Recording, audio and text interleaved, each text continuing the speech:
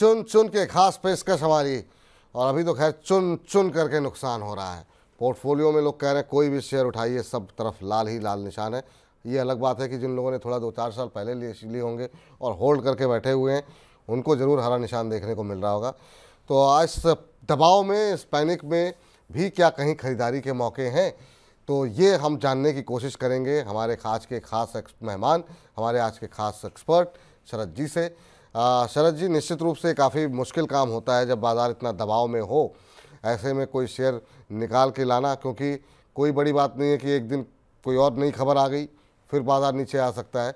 लेकिन आज के शेयरों को क्यों चुना आपने, किस क्राइटेरिया पे चुना, किस आधार पे चुना, और कितनी उम्मीदें आपकी हैं इन शेयरों से? आपकी टिप्पणी इस पर सर।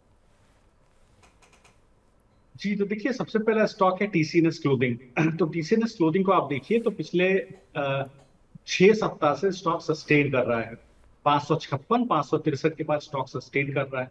अब अगर आप कंपनी को देखिए तो बेसिकली अगर आपने देखा होगा, आप जाते होंगे, अगर लाइफस्टाइल या पैंटलून शॉपर स्टॉप वगैरह जाएंगे, ट्रेंड्स जाएंगे, तो आप देखेंगे डब्ल्यू करके इनका ब्रांड है, विशफुल है, ऑरेलिया है, 11 करके इनके अपने ब्रांड्स हैं जो प्रीमियम क्लोथिंग के अंदर आते हैं। अपने खुद के ओमनी चैनल नेटवर्क इनका बना हुआ है।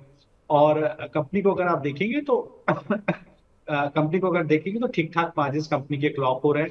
एक देखिए, जब से बांग्लादेश में आप देखेंगे तो जो प्रीमियम क्लोथिंग एक्सपोर्ट है यूएस को, वो थोड़ा सा कम हुआ है। तो वो 2% 2.5% शेयर इंडिया का बढ़ता हुआ दिखाई दिया वियतनाम के बाद।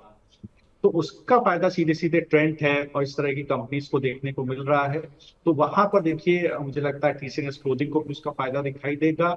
और एक अगर आप मैनेजमेंट की रिपोर्ट देखेंगे या इस पर्टिकुलर सेक्टर की रिपोर्ट देखेंगे तो 10.2 बिलियन डॉलर के आसपास का एक्सपोर्ट है, जो इनको लगता है 2030 तक डबल हो जाएगा यूएस को।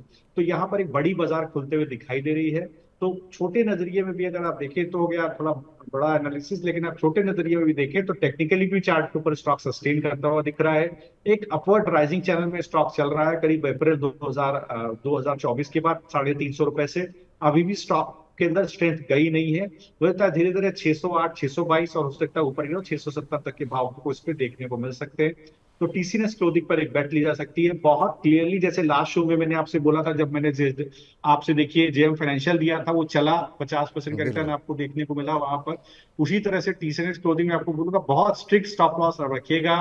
555 का बिल्कुल मैं सभी दर्शकों को कह रहा हूं सर, बिल्कुल पोजीशन काटिए। अगर स्टॉप लॉस आता है, ये बाजार ऐसा नहीं है कि गिरावट पे स्टॉक को होल्ड किया जाए। दूसरा अगर आप देखिए तो स्टॉक आता है जेके पेपर। तो जेके पेपर को बिल्कुल अगर आपको लगता है तो बिल्कुल स्टॉक को आप होल्ड कर सकते हैं। यहाँ पर अगर आप जेके पेपर को देखेंगे तो इनके साथ समस्या क्या रही है कि कंपनी का कोई वैसा दिक्कत नहीं है, कंपनी का काम बहुत अच्छा है। लेकिन इनके साथ एक अलग ही तरह की समस्या देखने को मिली है। बेसिकली डंपिंग इस सेक्टर में बहुत ज्यादा होती है, चिली से और इसके अलावा चाइना से। तो ये दो सेक्टर्स ऐसे हैं जहां पर काफी आपको डंपिंग देखने को मिल रही है। तो ये कंपनी अगर आप देखेंगे तो अगर अगर आप इसका अगर आप इसका ग्रोथ देखेंगे तो ग्रोथ कंपनी का बहुत अच्छा है। कॉपियर पेपर के अंदर 28% का मार्केट शेयर है, पैकेजिंग बोर्ड के अंदर 17% का मार्केट शेयर है, net debt to EBITDA lowest है 2018 से। तो ऑपरेशनली कंपनी बहुत अच्छा काम कर रही है, तो स्टॉक को सस्टेन होना चाहिए था।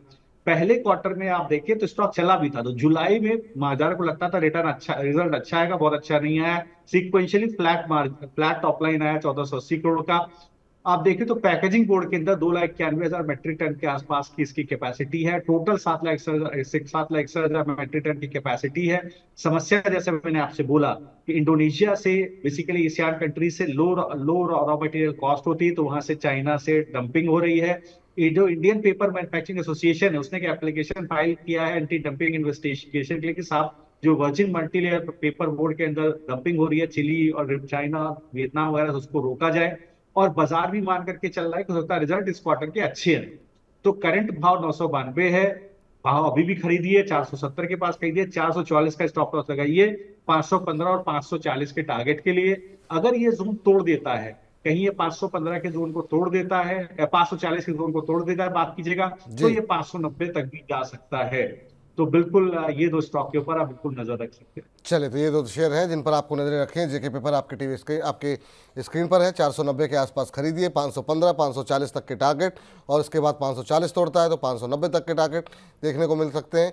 ये बात जो है वो जेके पेपर पे। और पेपर सेक्टर जो है वो लगातार हम देख रहे हैं कि बजिंग में बना हुआ है लगातार खबरों में, और वहाँ पे अच्छे खासे मोमेंटम बनते हुए दिखाई दे रहे हैं। TCNS क्लोथिंग पे खरीदारी की सलाह दी गई है, और यहाँ पर आपको एक स्ट्रिक्ट स्टॉप लॉस लगाने की सलाह दी गई है। 562 रुपये का स्तर का देखने को मिल सकते हैं। पहला टारगेट 608, फिर 622, और वो भी अगर मजबूती के साथ तोड़ता है उसके बाद 670 रुपये तक के टारगेट देखने को मिल सकते हैं।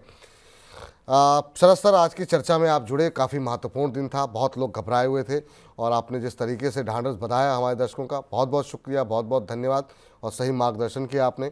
कोई डिस्क्लोजर आपकी तरफ से? बिल्कुल सर, देखिए निफ्टी बैंक निफ्टी में क्लाइंट की पोजीशंस हो सकती हैं, और अदर देन दैट जो स्टॉक डिस्कस किए वहां भी क्लाइंट्स की पोजीशंस हो सकती है। चलिए सर, सरस जी बहुत बहुत शुक्रिया, धन्यवाद आपका एक बार फिर से आज की इस चर्चा में शामिल होने के लिए, और बताने के लिए कि इस गिरते बाजार में कैसी रणनीति होनी चाहिए।